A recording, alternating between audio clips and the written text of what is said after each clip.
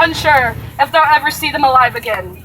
We beg for regulation to secure the youth's lives. In return, we're told that we can't take the people's guns away. But we don't ask to take away these freedoms. These freedoms have stolen innocent lives from schools, from churches, from street corners, from stores. But instead we beg, we plead, we call, and we march with high hopes that our voices will be heard and our message will be clear.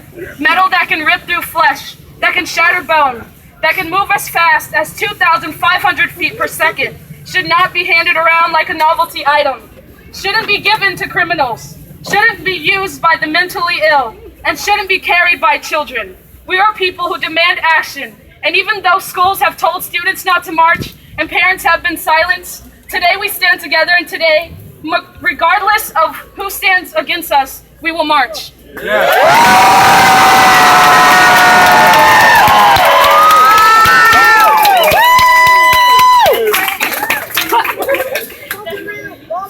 has some ups and downs.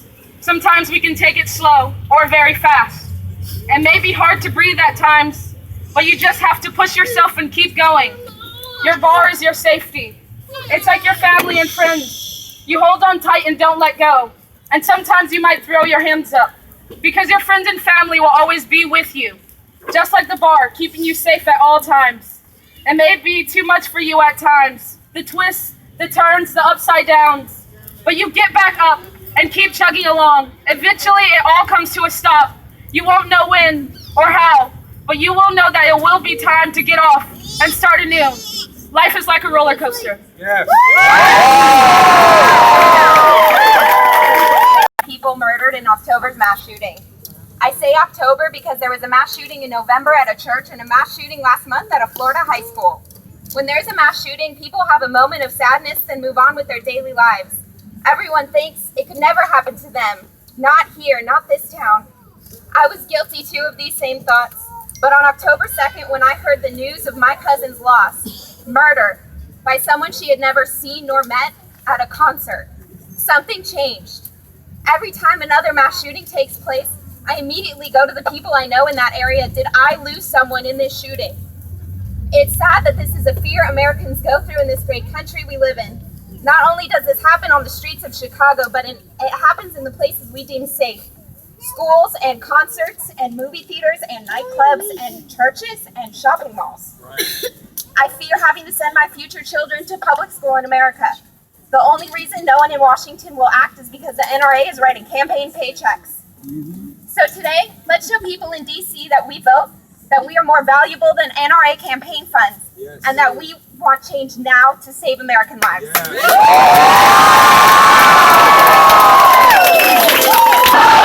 The NRA has got to go, hey, hey! Ho, ho! The NRA has got to go, hey, hey!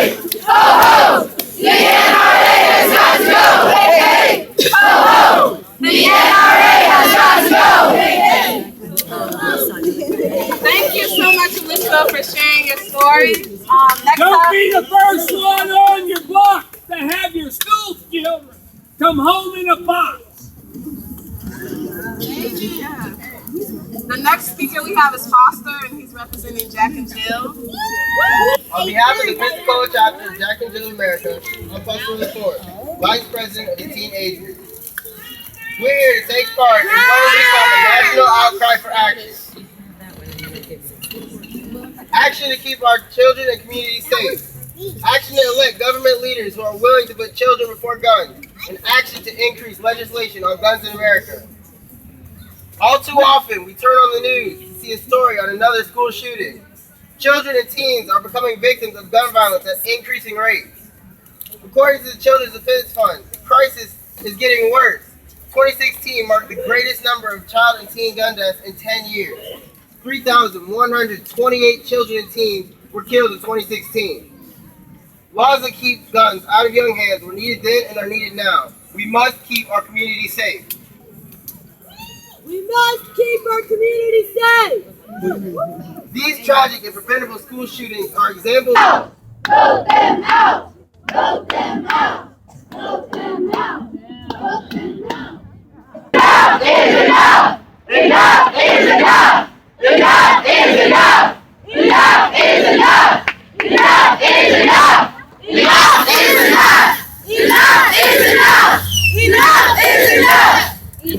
is enough. My name is Cindy Martin, and I'm a mother who lost a child to gun violence. Today, I am a volunteer spokesperson for Moms Demand Action. It's the largest grassroots organization in America with over 500,000 members. We're neck and neck with the NRA right now. Matthew Shelby Cox Jr. was a victim of gun violence on the night of July 28, 2012. It's been 6 years and the emotional struggles of depression is still as if it was yesterday. I faced sleepless nights, feeling discombobulations early in the morning. My prayers to God, asking Him for strength and power to endure the pain and suffering that I face continuously. Has anyone ever lost their wallet or a purse or anything? You know, those things can be replaced. Driver's license, credit cards, my son's life can't be replaced. This young man stole my son's life, his dreams, his aspirations of being an underwater welder. Stole my grandchildren, his whole career. So, online, from your neighbor's gun shows, pawn shop. Yeah. We ask that everybody watch and not be so careless with guns. Improper gun storage, leaving guns in unlocked cars, leaving guns in plain view of children to see, leaving guns out from under lock and key. Unprotected gun leads to unnecessary death. Right. Children are dying in rapid numbers due to senseless acts of gun violence. No child should have to experience this. Not in our schools, not in our homes, and not in our communities. Enough is enough! Enough is enough! Enough is enough! Enough is enough! Enough is enough! Enough is enough! She was given the same news received by the other families from the tragic events of Columbine, Virginia Tech, Aurora, Sandy Hook, Charleston, Orlando, Las Vegas, Parkland. I could go on and on and on. She was told that her child was murdered. Her son was kidnapped, beaten, hung with barbed wire, and his body was dumped in a river. His name was Emmett Till. For centuries, African American and indigenous men, women, and children were lynched in this country with impunity. Mamie Till, she was Emmett Till's mother. She made the decision to show the world what they did to her son's body. And why? What did she say? I wanted the world to see what they did to my baby. She had no clue that this grave decision would change the course of civil rights. Enough is enough! Enough is enough! Enough is enough! Enough is enough! Enough is enough! Enough is enough! Enough is enough! Enough is enough! Enough is enough! Enough is enough! Let's march! We, the people of this nation, have a right to life, liberty, and the pursuit of happiness. Yet, in just these past few months, we have seen these rights are being infringed upon. On February 14, 2018, 17 people tragically lost their lives. They were students like me and you. They were people with families and loved ones. That night, I sat and thought about what if it had been my little sister? Parents lost children. Friends lost friends.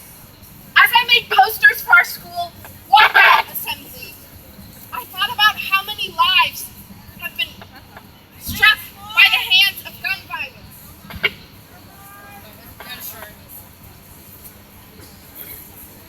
Unfortunately, the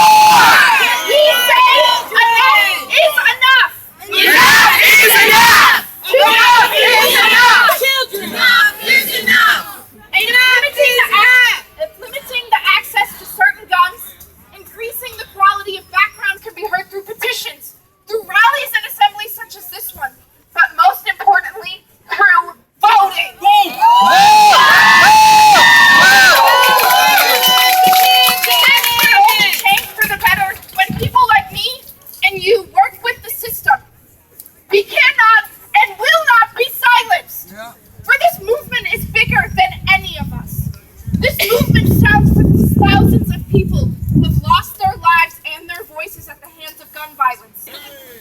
All right.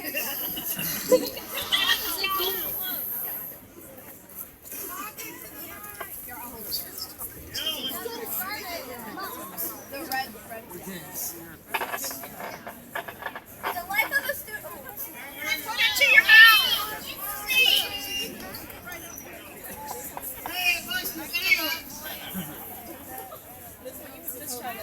It's really stressful. Homework, tests, GPAs, semester exams, projects, etc. We spend at least 13 years of our lives in school to graduate high school, painstakingly studying, cramming, and stressing so we can make it to college and make a living for ourselves. Maybe even change the world along the way. But all of that can be wiped out in an instant by a single bullet. People always say that children are the future, that we are going to have the world in our hands to mold, to reinvigorate, to create, that good education is key, and college is the goal all students should set for themselves. But how can children be the future when shooters enter schools and wipe away the futures of students?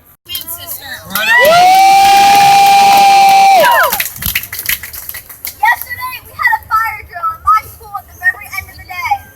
I first heard the fire alarm in the auditorium because I was close to the doors. And I wasn't scared, but I can't deny that it made me more nervous than it usually would have. Then the fire alarm sound started in the main auditorium and we headed to the basketball court. My friend was shaking with fear because at Marjorie Stoneman Douglas the fire alarm was pulled and 17 innocent lives were gone. School on its own is incredibly stressful, but worrying every day a student or adult with a gun might come into your school and take away the lives of your friends and family is even more stressful. Schools they cherish so much.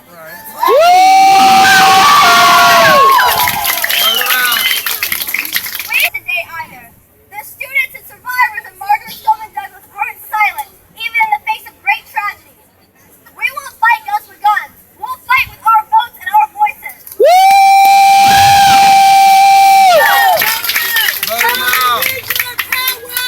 When we aren't safe in schools, we walk out of our schools and protest with students all around the nation. We march for our lives. But we need you too. If you truly think children are the future, our lives are at stake. Help us protect and march for our lives. Last night.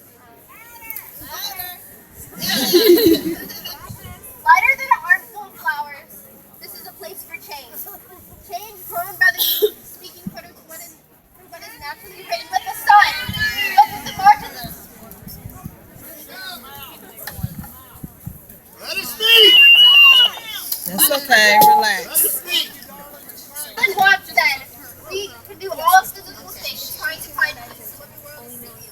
But it was so exclusive because everything that is we love you! Exclusive is transitory, and the only thing that is not transitory in man is his own soul.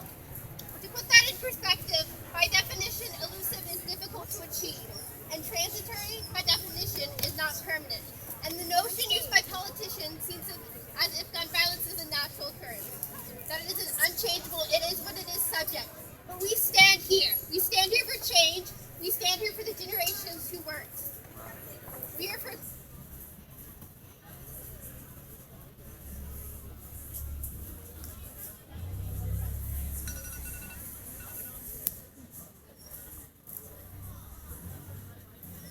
Okay, we're gonna have our last speaker and then we're gonna march. We recognize the young people, the old people, we're here, but we got your backs! Yeah. We have to stand here today and every day with the courageous students of Parkland